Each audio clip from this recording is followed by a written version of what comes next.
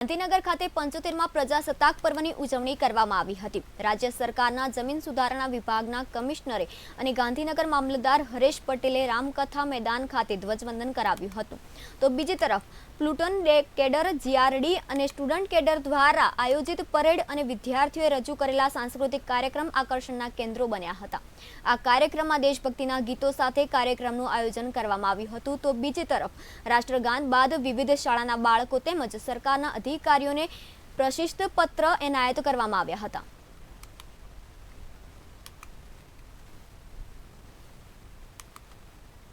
स्वच्छ भारत मिशन योजना अंतर्गत गांधीनगर तालुका में 2023-24 दरमियान सराहनीय कामगीरी थई छे। 45 जेटला ग्राम पंचायत ने ODF प्लस जाहिर करवामां आवी छे। ग्रामीण जरूरियातमंद युवानों ने स्वसहाय जूथना बहनों ने रोजगारी माटे मनरेगा योजना द्वारा तथा अन्य योजनाओं द्वारा रोजगारी पूरी पाडवामां आवी छे।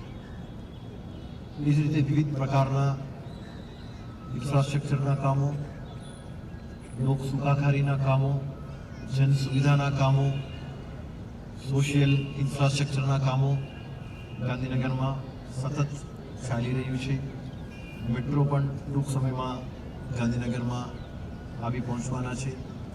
એ બધા વિકાસ આપણા સતત જોઈ રહ્યા છે। આ વિકાસમાં આપણા પણ હરણફાળ ભરી રહ્યા છે।